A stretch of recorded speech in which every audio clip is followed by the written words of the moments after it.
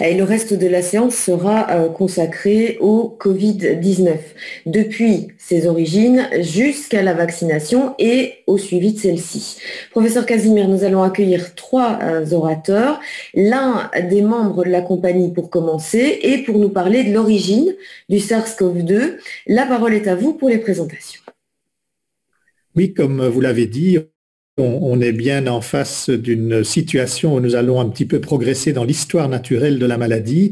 Et pour cela, nous avons la chance tout d'abord d'avoir le professeur Étienne Thierry, qui est professeur ordinaire et chef du service de virologie vétérinaire et des maladies virales animales à la faculté de médecine vétérinaire de l'Université de Liège, après avoir obtenu les diplômes de docteur en médecine vétérinaire en 1980 et de docteur en sciences vétérinaires en 1985, toujours à Liège. Il est reconnu en 2001 spécialiste de l'European College for Veterinary Public Health et il occupe de plus les fonctions de chargé de cours à l'ULB depuis l'an 2000. Étienne Thierry est membre associé de l'Académie royale de médecine de Belgique, membre du Comité national de microbiologie de l'Académie royale de Belgique, vice-président du Conseil général et du conseil d'administration de Sensiano, past président du comité scientifique institué auprès de l'AFSCA et du Risk Assessment Group COVID Animals en 2020, past président aussi du comité d'experts spécialisés en santé et bien-être des animaux à l'agence française ANSES. Son domaine de recherche est la virologie animale, spécialement l'étude de l'interaction virus-hôte, et il est donc particulièrement la bonne personne pour nous parler de ce problème. C'est à vous, professeur Thierry. Je remercie le président de l'Académie pour l'introduction. Je remercie aussi très chaleureusement l'Académie, dont j'ai l'honneur maintenant de faire partie depuis peu de temps, de cette invitation. Après cette introduction, vous savez que le thème de ma présentation sera One Health et les origines du SARS-CoV-2. Et je suis particulièrement heureux de commencer cette présentation par le One Health parce que notre académie incarne déjà depuis très longtemps ce concept du One Health qui associe la santé humaine et la santé animale, puisqu'il y a effectivement une section médecine vétérinaire dans l'Académie royale de médecine de Belgique depuis très longtemps. Alors, c'est vrai que le concept One Health englobe non seulement la santé humaine et la santé animale, mais également la santé de l'environnement, qui comprend également la santé des plantes. Et donc, effectivement, face au SARS-CoV-2, il y a cette question de l'interaction entre ce virus et les animaux, ce phénomène de zoonose, ce phénomène éventuel de zoonose inversée, qui prend évidemment tout son sens en infectiologie dans ce concept One Health. Alors, resituons-nous il y a à peu près un an, donc en mars 2020, dans la région liégeoise, collaboration faculté de médecine vétérinaire à Liège, identification d'un chat contaminé par le SARS-CoV-2, au même moment un chien à Hong Kong. Dans les deux cas, il y avait un lien très évident avec le propriétaire qui lui était symptomatiquement contaminé par l'agent de la COVID-19. Exactement, il y a un an, l'identification de la grande sensibilité des visons, qui sont actuellement les seuls animaux de production reconnus réceptifs et sensibles au SARS-CoV-2. Et donc, tout cela, évidemment, est important à mettre en perspective. Alors, comment peut-on aller plus loin dans cette question de la transmission du SARS-CoV-2 à l'homme par cet intermédiaire animal? Eh bien, tout d'abord, des études très poussées ont été faites dans le contexte des élevages de visons, où là, on peut voir qu'en fait, les visons étaient largement contaminés et l'on voit qu'il y avait un groupage extrêmement important d'un certain nombre de contamination humaine au sein des séquences virales identifiées chez les visons. Donc, ce constat qu'on appelle un clustering était évidemment particulièrement interpellant, d'autant plus qu'en fait, les personnes qui étaient en interaction avec les visons présentaient ce type de séquence, alors que les séquences de SARS-CoV-2 identifiées chez des patients ou des individus présents en Hollande dans les régions d'élevage de visons, mais sans contact avec les visons, avaient des profils génétiques différents. Et donc, on a en fait ici non seulement la transmission de l'agent de l'homme au vison, ce qui a amené donc à cette infection importante, mais d'autre part, ce phénomène de zoonose inversée qui, pour l'instant, en fait, n'a été identifié que du vison à l'homme et encore chez quelques cas assez rares. Et donc, ça, c'est évidemment un élément important dans le cadre de l'épidémiologie du SARS-CoV-2.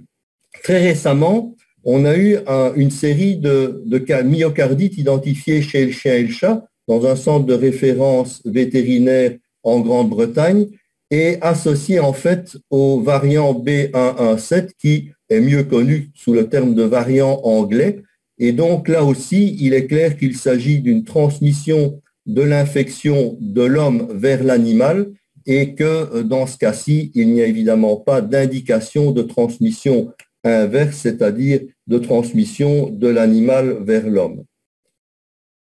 Qu'est-ce qui est en fait l'élément fondateur de tout cela? Mais tout d'abord, il faut que le virus que vous voyez ici, le SARS-CoV-2, soit évidemment capable d'identifier des cellules à infecter et le ligand qui va permettre cela, c'est cette glycoprotéine S, glycoprotéine SPAC, qui est présente sous la forme de trimère en plusieurs exemplaires à la surface du virus et qui va en tant que ligand reconnaître un récepteur, le récepteur ACE2, donc le récepteur de l'enzyme de conversion de l'angiotensine, qui est en fait une molécule qui est particulièrement présente sur un certain nombre de membranes cellulaires dans toute une série d'espèces animales et en particulier chez les mammifères et donc chez l'homme. Et c'est donc ce phénomène clé-serrure qui permet d'expliquer, mais en tout cas d'expliquer en partie, vous le verrez, le fait que ce virus reconnaît notamment les cellules humaines, mais peut également reconnaître des cellules provenant d'un certain nombre d'espèces animales.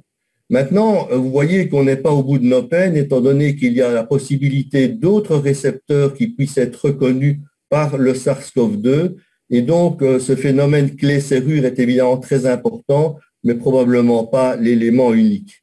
Et donc, en fait, si l'on prend un schéma ici qui semble a priori un peu difficile, en fait, il montre les scores de liaison entre le récepteur ACE2 et le SARS-CoV-2 chez les espèces animales. Et si vous me permettez d'ailleurs de considérer que l'homme est considéré parmi les espèces animales. Et donc, évidemment, c'est évidemment les primates qui présentent un score extrêmement élevé de liaison entre l'ACE2 et le SARS-CoV-2 humain. Donc, je ne l'ai pas présenté ici, mais vous voyez que selon les espèces animales, on aura des scores de liaison élevés à très faibles. Et vous verrez qu'ici, effectivement, ce type de reconnaissance permet d'identifier des espèces animales qui sont a priori sensibles à l'infection, mais que cela ne donne pas l'ensemble de la connaissance des espèces potentiellement réceptives à l'infection. Parce que vous voyez, par exemple, que dans les espèces qui sont considérées comme ayant un score de liaison élevé, on a des cerfs. Or, bon, on n'en a pas spécialement parlé pour l'instant. Dans les scores médium, moyens, on a les bovins qui heureusement ne sont pas des éléments facilement infectés. Il y a une expérience expérimentale qui montre que leur réceptivité est très faible. Par contre, le chat a une réceptivité beaucoup plus importante avec un score moyen, le chien avec un score faible, et vous voyez ici le furet avec un score très faible, alors que les muscélidés sont des espèces très sensibles et que le furet est un animal qui est très utilisé d'un point de vue expérimental. Alors, comment expliquer cela? Eh bien, on peut l'expliquer par l'usage d'autres récepteurs, notamment dans le cadre du furet, on pose l'hypothèse d'un récepteur de lectine type C.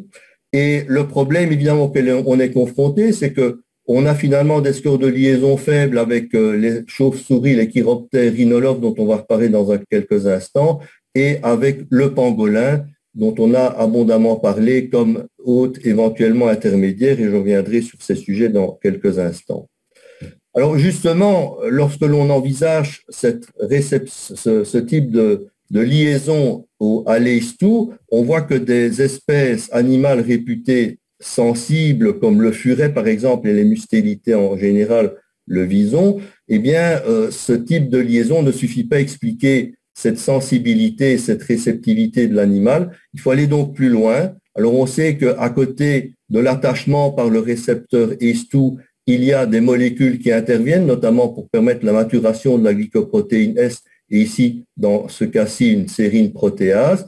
Et il y a également, à l'intérieur de la cellule, évidemment, un certain nombre de signalisations et de voies biochimiques qui peuvent permettre la multiplication du virus. Et donc, évidemment, certains mécanismes intracellulaires sont également nécessaires à la multiplication virale. Et c'est ce que nous, en virologie, on appelle la permissivité virale, qui fait qu'il n'a pas uniquement l'aspect sensibilité lié à la liaison du récepteur, mais également la permissivité qui doit être prise en considération et qui permet d'expliquer que nous avons, même avec des faibles liaisons à l'ACE2, des espèces animales qui sont particulièrement permissives à l'infection. Alors, revenons maintenant aux chiroptères. Alors, pourquoi les chiroptères? Parce qu'effectivement, et vous le savez, ils ont été identifiés très précocement comme étant très probablement l'autre réservoir des virus apparentés au SARS-CoV, au SARS-CoV-2. Et il faut d'abord replacer les chiroptères et pour expliquer pourquoi est-ce que l'on a une attention particulière dans les émergences de maladies infectieuses, une attention particulière envers les chiroptères. Vous voyez qu'en fait, ils représentent une fraction importante de l'ensemble des mammifères. Et ces chiroptères présentent parmi les mammifères des particularités qui sont extrêmement intéressantes. Tout d'abord, avec une évolution sur un nombre d'années extrêmement important, on remarque qu'en fait, ils ont développé des capacités à la fois, notamment liées à l'immunité innée, qui leur permet d'acquérir une défense vis-à-vis de l'infection par des virus infectieux et des virus qui peuvent être virulents dans d'autres espèces animales. Et par ailleurs, en fait, des phénomènes d'immunotolérance en voyant qu'il y a notamment dans un certain nombre de molécules associées à l'inflammasome une réduction, ce qui fait qu'ils tolèrent un certain nombre d'infections. Et donc, on a face à nous un ordre de mammifères qui est particulièrement habilité à recevoir un certain nombre d'infections virales sans en souffrir directement. Et donc, effectivement, on peut considérer les chiroptères comme un réservoir idéal. Mais est-ce vraiment le cas? Alors, ici, je déborde des coronavirus, mais nous allons y revenir dans très peu de temps. Vous voyez qu'ici, un virus provoquant une forme de rage, le virus Ebola, les virus Nipah et Hendra sont en fait des virus qui sont zoonotiques et peuvent provoquer la mort de l'homme et appartiennent à une famille qui sont les ptéropodidés, donc les ptéropus, qui sont des chauves-souris frugivores qui sont des chauves-souris de grande taille et qui vivent notamment en Asie, en Afrique et en Australie. Nous avons alors ici les rhinolophes, et vous voyez, qui sont les chauves-souris qui ont été identifiées déjà depuis 20 ans comme hébergeant notamment le virus d'origine du SARS, le SARS coronavirus, et qui sont également supposés être des hôtes réservoirs pour les virus ancestraux qui ont amené probablement au SARS-CoV-2. Et alors, vous avez également des virus de la rage ou des lissavirus qui peuvent provoquer la rage, et notamment ici, des virus qui sont hébergés par des chauves-souris européennes et qui, de manière heureusement extrêmement sporadique, peuvent provoquer une forme de rage chez des animaux domestiques, des animaux sauvages, voire chez l'homme. Et maintenant, après avoir vu cette grande diversité chez les chiroptères, on peut alors en arriver sur cette grande diversité parmi les coronavirus que vous voyez ici. Alors, il n'est pas dans mon intention, évidemment, d'arriver dans une grande description de l'ensemble de cette famille des coronaviridés, particulièrement de la sous-famille des orthocoronaviridés. Sachez que pour nous, médecins vétérinaires, parmi les alpha-coronavirus, il y a beaucoup d'agents infectieux provoquant des maladies sévères chez les animaux de compagnie et les animaux de production, les gamma-coronavirus principalement chez des espèces aviaires et parmi les delta-coronavirus, notamment un delta-coronavirus porcin. Maintenant, ce qui est important, c'est évidemment parmi les coronaviridés, le genre bêta-coronavirus, dans lequel on va trouver à nouveau un certain nombre de virus qui peuvent être pathogènes chez les espèces animales domestiques, également chez des chiroptères. mais nous allons nous attarder sur les merbecovirus avec le MERS coronavirus qui est responsable d'un syndrome respiratoire mortel et surtout sur les sarbecovirus qui sont les virus du SARS-CoV-2 et ce qu'on appelle les virus apparentés, les SARS-R coronavirus. Et donc, ceux-là sont évidemment très importants dans le contexte de ma présentation. Alors, d'où viennent ces coronavirus qui peuvent infecter, vous voyez, l'homme, le porc, le cheval, le chien? Eh bien, ils viennent en grande partie originaires de chauves-souris, mais éventuellement d'espèces animales que l'on connaît comme rongeurs, bovins, voire oiseaux. On voit qu'il y a des hôtes intermédiaires et ceci vous représente en fait de manière graphique le tableau que je mets à côté et qui montre qu'en fait, lorsque l'on prend en compte l'ensemble des éléments de la chaîne de transmission, on n'a pas été étonné avec le SARS-CoV-2 d'avoir également l'idée d'une chaîne de transmission qui, au départ, provient d'un autre réservoir, et dans ce cas-ci, c'est la chauve-souris, mais peut être autre dans une autre chaîne de transmission de coronavirus, un autre intermédiaire, et vous voyez qu'on a beaucoup parlé du pangolin avec un point d'interrogation, la civette palmistamas dans le cadre du SARS-CoV, le dromadaire dans le cadre du MERS coronavirus, mais vous voyez qu'il y en a d'autres, comme par exemple les bovins. Alors, on a maintenant une connaissance qui est assez claire sur le cycle de transmission zoonotique des coronavirus, avec tout d'abord un cycle d'infection naturelle endémique dans la faune sauvage, et vous voyez qu'ici on reprend les chauves-souris, qu'il y a la possibilité évidemment d'un saut vers l'espèce humaine avec là-bas un développement d'un cycle d'infection naturelle zoonotique de l'animal vers l'homme, avec la possibilité de l'homme vers l'animal d'infection de zoonoses de type anthropozoonotique, de zoonoses inversées, avec aussi évidemment l'amplification du signal, et évidemment le développement dans certains cas d'événements épidémiques, voire pandémiques chez l'homme. Alors, si je reprends maintenant les travaux qui ont été établis par l'OMS dans le cadre de son rapport OMS-Chine sur les voies possibles de l'émergence du SARS-CoV-2, on a donc ici un schéma conceptuel qui en fait reprend les différentes voies possibles qui ont été identifiées par l'OMS. D'abord, la voie zoonotique directe, donc à partir de l'autre réservoir, probablement la chauve-souris, vers l'homme. Deuxième possibilité, c'est la transmission par la chaîne alimentaire, la viande de brousse, la viande congelée, la consommation, toujours via un autre réservoir de départ. Ensuite, l'introduction par un incident de laboratoire, et vous me permettrez de ne pas aller plus loin dans cette hypothèse, et de me concentrer surtout sur l'hypothèse qui a été considérée comme possible à très probable par l'OMS, qui est la transmission au départ d'un autre réservoir via un autre intermédiaire et qui est suivi alors d'une transmission zoonotique. Et donc, on en arrive alors à cet autre réservoir qui est très vraisemblablement l'échiroptère et donc l'échiroptère rhinolophe. On a donc parlé très rapidement, très vite dans la pandémie, de la présence de virus apparentés chez des chauves-souris rhinolophes. Et vous voyez ici ce fameux virus RATG13 qui a été isolé d'un rhinolophe et qui présente 97% d'identité génétique avec le responsable de la COVID-19, en sachant que ce virus avait été identifié en 2013 dans ici une province, la province de Yunnan, qui est très éloignée de la province de Hubei, dans laquelle se trouve Wuhan, qui est le développement de la pandémie à SARS-CoV-2. Maintenant, à nouveau, rappelez-vous l'histoire du récepteur.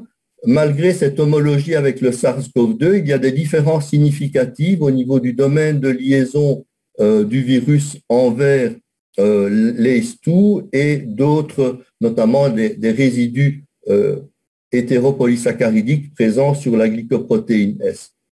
Il faut savoir que chez ces virus isolés de chauve-souris, il y en a toute une série, vous les voyez ici, qui sont identifiés non seulement en Chine, mais également en Asie du Sud-Est. Vous les voyez d'ailleurs en proximité avec des séquences de coronavirus de pangolin. Et donc, effectivement, on a ici un autre réservoir de SARS, de virus apparentés au SARS-CoV, mais qui ne sont pas le SARS-CoV-2. Et donc, on a plusieurs décennies de distance évolutive entre le SARS-CoV-2 et les virus présents chez ces chauves-souris. Alors, maintenant que l'on a plus ou moins clarifié la situation concernant l'hôte réservoir, qu'en est-il de l'hôte intermédiaire? Alors, pour l'instant, ce sont des hôtes intermédiaires plausibles. Évidemment, on est loin d'avoir élucidé la question. Le pangolin est en fait un mammifère présent en Asie du Sud-Est qui est beaucoup utilisé en Chine et pour lequel on a identifié des virus apparentés à ces SARS-CoV. On a des anticorps neutralisant le SARS-CoV-2 chez certains pangolins. Et donc, effectivement, on a ici une espèce animale qui pourrait être considérée comme hôte intermédiaire. On a évidemment un certain nombre d'éléments qui montrent que l'on n'a pas évidemment identifié le virus le plus proche du SARS-CoV-2 chez le pangolin actuellement. Et donc, on en reste ici dans une question hypothétique de transmission via le pangolin.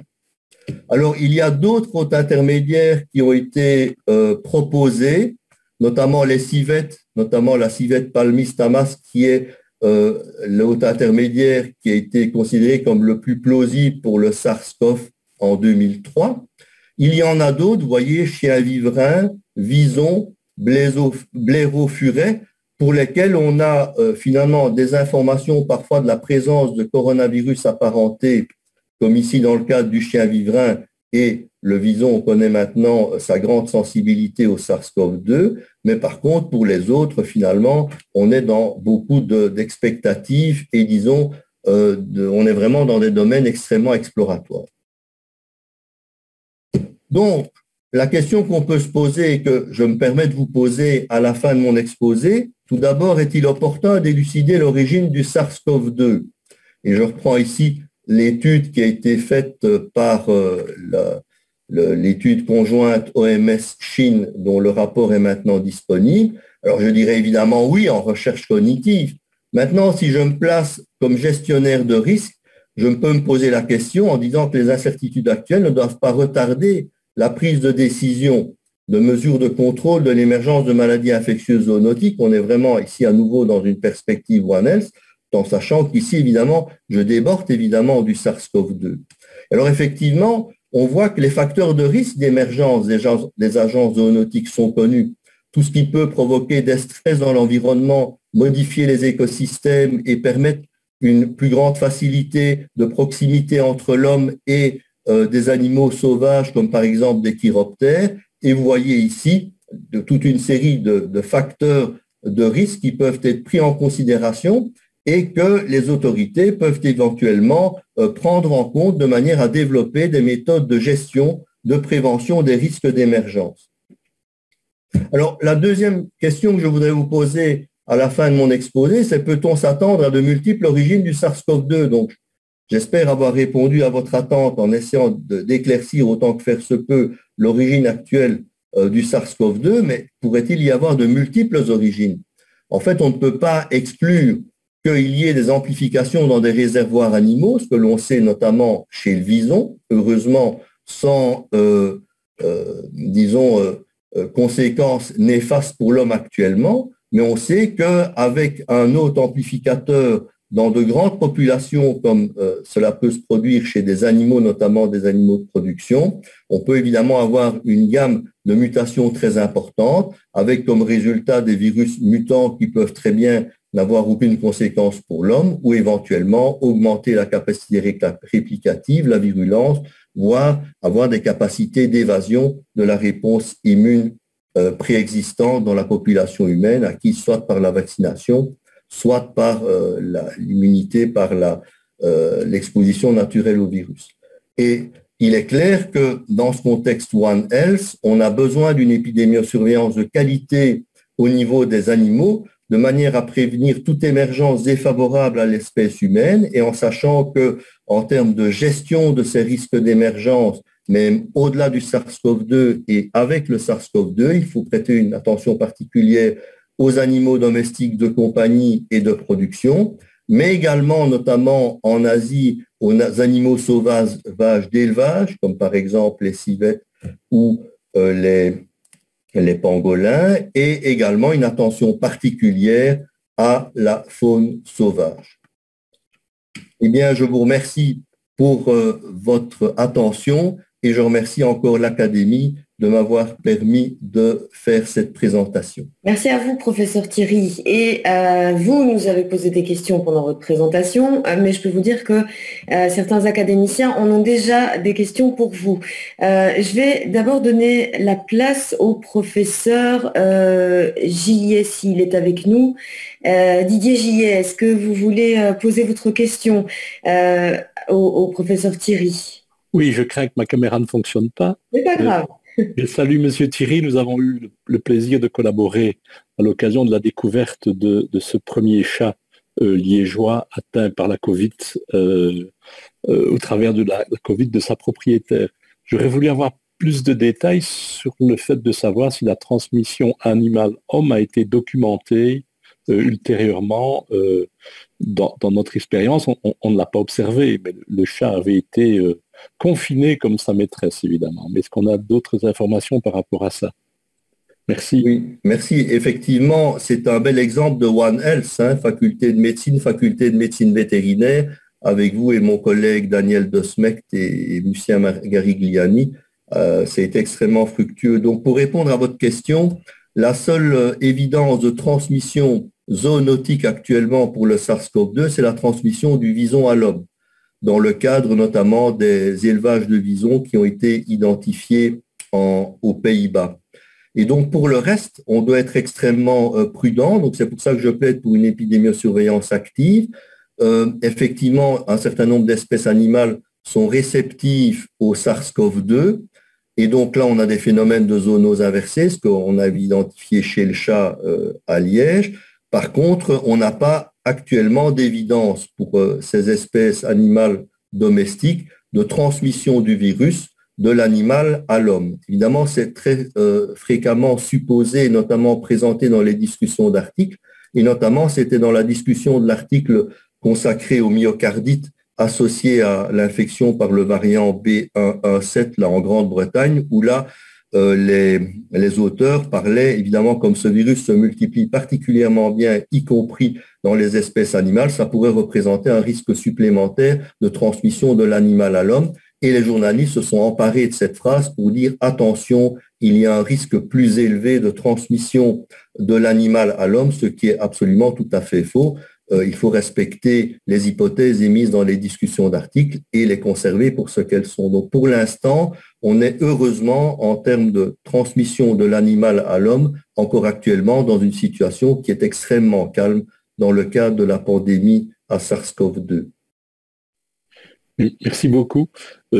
Juste pour l'anecdote, la patiente en question avait filmé son chat qui toussait, et cette vidéo était d'ailleurs accessible à un moment donné. Donc voilà, ça pose évidemment beaucoup de questions, mais c'est vrai que, comme vous le dites, on n'a pas eu d'autres échos ensuite. Merci, Monsieur Thierry.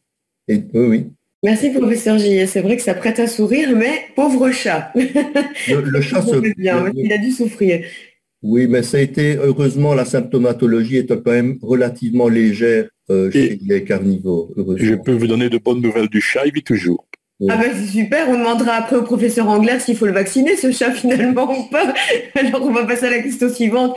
Question du professeur Alain Van der Plachen. Bonjour professeur Van der Plachen. Bonjour. Si vous me permettez, je vais tout d'abord m'autoriser à tutoyer Étienne, parce que Étienne... Allez-y, on est en famille. Mon promoteur de thèse, donc je suis assez proche de lui. Donc Étienne, bravo pour ton exposé. Pas mal de nouveaux variants ou de nouvelles espèces virales résultent en fait de recombinaisons, de réassortants qui sont générés dans le cadre de co-infection d'une espèce animale par deux espèces virales différentes.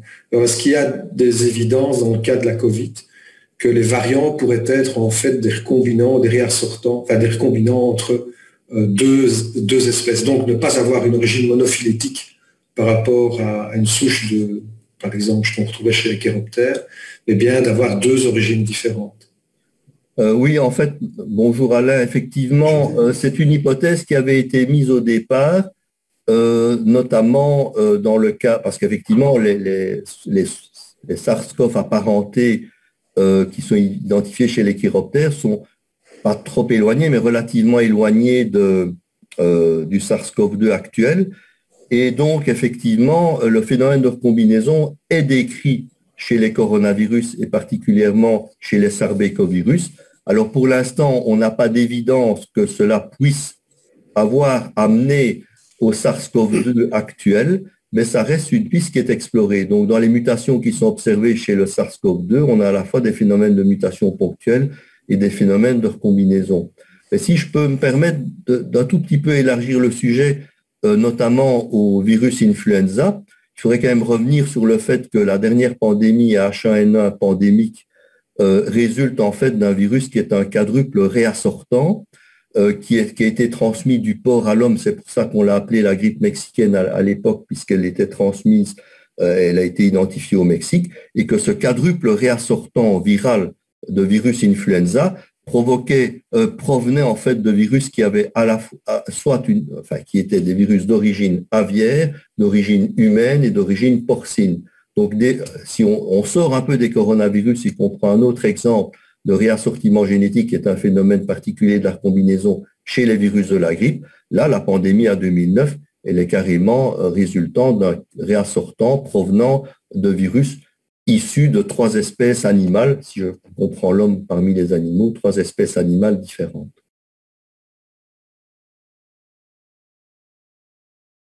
Merci, Monsieur Thierry. Je vais vous poser une question et je vais la lire. On va peut-être faire des réponses assez brèves parce qu'il y a pas mal de questions encore pour vous et on est là déjà, on a dépassé le timing, mais c'est pas grave. Vu que c'est intéressant, on va y aller, hein, professeur Thierry. Une question du professeur Denet, Isabelle Denet, qui nous demande: a-t-on des indications selon lesquelles la contamination peut se faire via l'alimentation sans contact direct avec les animaux vivants? Bien, jusqu'à présent, non. En fait, les aliments ne contiennent pas de SARS-CoV-2.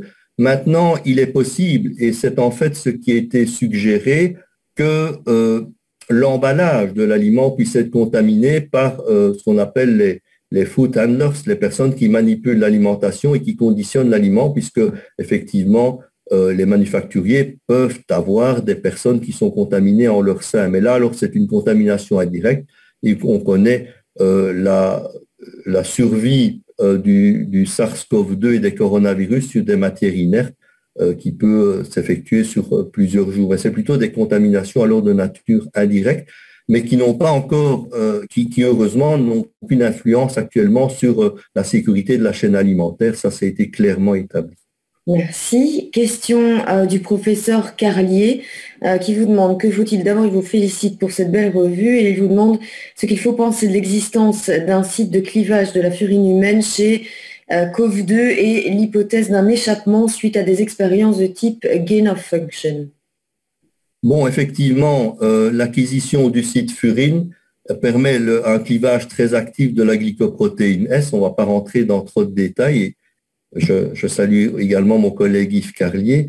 On ne rentre pas dans trop de détails, mais effectivement, ce que l'on connaît chez les virus influenza se produit également dans d'autres virus, et notamment chez le coronavirus, avec l'acquisition de ce site qui peut évidemment provoquer un clivage de la glycoprotéine S et la rendre mature dans à peu près tous les sites corporels humains, et d'ailleurs animaux aussi. Et donc, effectivement, ce problème de gain of function peut être un problème. Maintenant, il faut savoir que pour l'instant, on n'a aucune évidence que cela puisse avoir été à l'origine de la fuite du SARS-CoV-2 et de l'émergence de la pandémie. Donc, je crois qu'il faut rester prudent à cet égard. Merci. Et la dernière question, ce sera pour le président Georges Casimir. Merci, merci beaucoup pour ce superbe exposé. Moi, j'avais deux petites questions. La première, c'est qu'on voit que des variants sont beaucoup plus contagieux que d'autres, et donc de se demander dans quelle mesure une mutation soudaine ne pouvait pas permettre ce passage vers l'homme. Et la deuxième, c'est me souvenant de ce qui s'est passé notamment pour le sida, où on a dit que c'était aussi la consommation possible de viande de singe, dans quelle mesure la voie digestive ne pourrait pas être importante dans la contamination ou dans la modification de la réponse immunitaire vis-à-vis de ces agents. Merci. Oui, disons pour la question de la voie digestive en tant que telle n'est pas reconnue pour le SARS-CoV-2, mais il faut savoir que lorsqu'il y a une ingestion d'aliments, la voie orale et la voie nasale sont extrêmement proches. Il y a des communautés de muqueuses et donc c'est plutôt une contamination au niveau oral qui doit être prise en considération, voire par l'émission d'un aérosol qui serait produit lors de la préparation de l'aliment. Il faut évidemment savoir que l'aliment consommé cuit ne présente évidemment aucune problématique. Maintenant, Monsieur le Président, excusez-moi, rappelez-moi la première partie de votre question. Non, oui, c'était l'évocation d'une mutation génétique. Oui. Évidemment, ces mutations doivent être bien ciblées et vous avez vu notamment qu'il y a une quinzaine de sites qui sont impliqués pour vérifier notamment l'efficacité, disons, de la liaison au récepteur ACE2. Et l'on voit qu'en fait, il faut habituellement plusieurs mutations pour que qu'il y ait effectivement une bonne adaptation au récepteur ACE2. Donc, effectivement, une mutation bien placée pourrait réaliser en fait ce saut d'espèces. Probablement qu'il faut une association de plusieurs mutations pour y arriver, et principalement au niveau du domaine de liaison présent à la surface de la glycoprotéine. Merci beaucoup. Merci professeur Thierry, merci pour cette conférence, cet exposé et puis toutes ces réponses aux questions des académiciens.